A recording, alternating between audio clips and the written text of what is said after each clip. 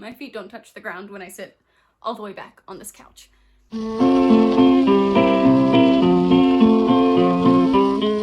the winter weather rushes in and Christmas is in the air, along with a little bit more of a chill, I am consumed by the unquenchable desire to be swaddled by the softest and warmest and coziest thing that I possess. Allow me to introduce you to my new friend, my new bringer of swaddling to my life. This is the warmest and coziest thing that I have ever made for myself. One of the only things I've ever made for myself, but the coziest and warmest, I have to admit. This is a blanket that took me, for no good reason, almost a year to complete. I started it after Christmas last year because I got the yarn for Christmas, and then got halfway through and dropped it like it's hot, because it was hot. It was getting close to summer and I didn't want a blanket anymore.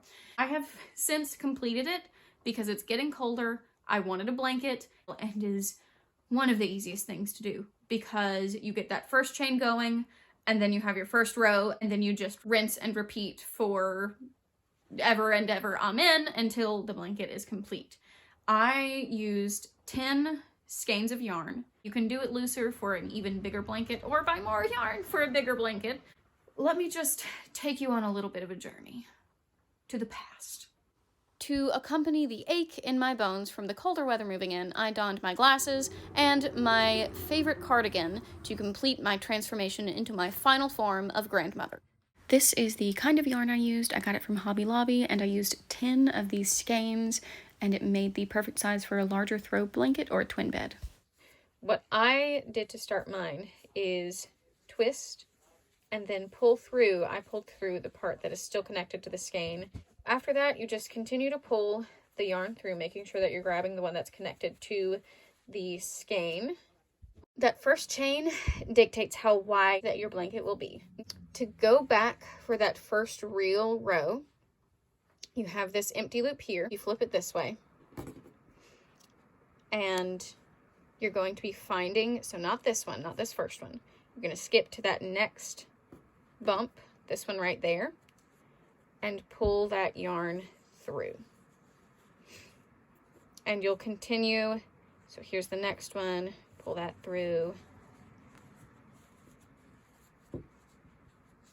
Here is the next one.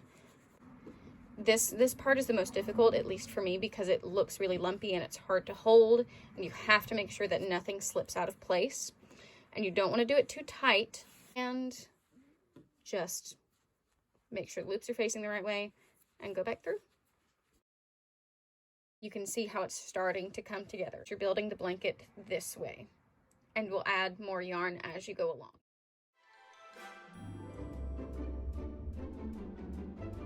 I know, I just dramatically put my favorite cardigan on, but I had to take it off because it was so hot in the house from all of the fires we had going. I'm watching the Honeystead, one of their homework sessions for herbalism.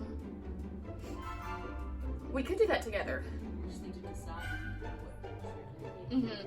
I had to cut the audio out of this one and do a voiceover instead because you can hear the sound of my sister using the mixer for her bread dough in the background, but I am having to take this last little bit of the red out because I need to switch colors. I'm at the end of the skein, and I want to make sure that I switch colors at the end of each row and not in the middle so that I can keep the nice uniform color blocks.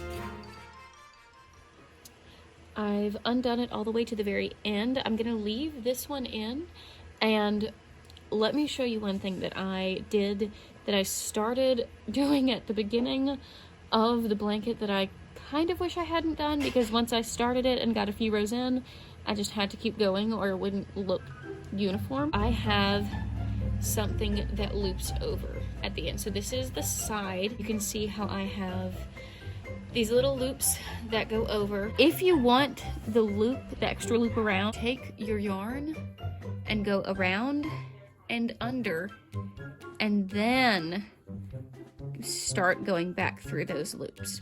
If you don't want the loop, however, you put that last one through and then just start going back. Because you can see without that loop, you can tell you have the normal chains there, and you don't have that extra yarn going around. I think it will look fine once the blanket is complete.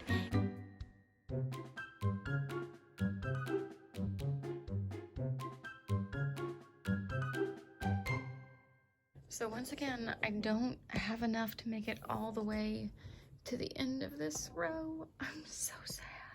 Shout out to GT Live for getting me through this because I'm gonna be here for probably about another hour and a half.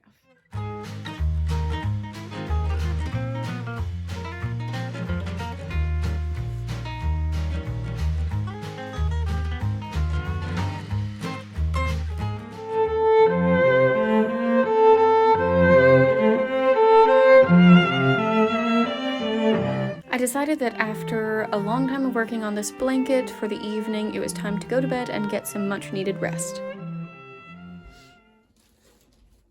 When I awoke the following morning from my inverted sleep, as I do every morning, I was prepared to complete my mission.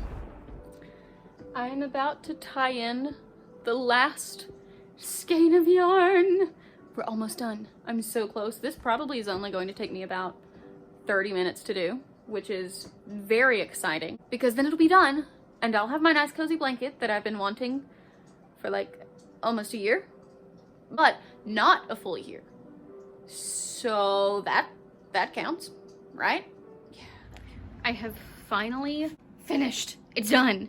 Well, not done. Dun, dun, dun, dun. Anyway, I have just gotten to the end of the row with the last skein and now I have to tie it off and figure out what to do with the loops. From what I remember of the pattern I looked at, you take the loop at the end and just tuck the next one through it.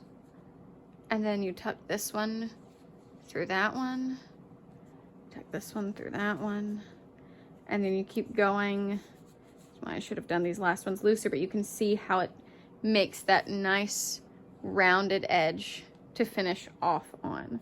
And then you just tie this in. I think this is how you do it, so I'm gonna try this.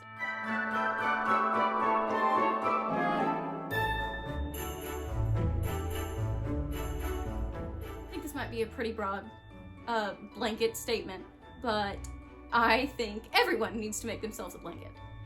Give yourself a Christmas present, give someone else a Christmas present, makes a great Christmas present. Or give them the yarn and show them a how-to video. No. 9 out of 10 doctors would rate this blanket a 10 out of 10, and the 10th doctor would rate it an 11 out of 10. Because I think this blanket has cured everything that is wrong with me. I am healed, I am swaddled, I am warm, I need nothing more out of life. So, happy Christmas to all, and to all a good night. And I'm saying that because it is after Thanksgiving, so it's Christmas.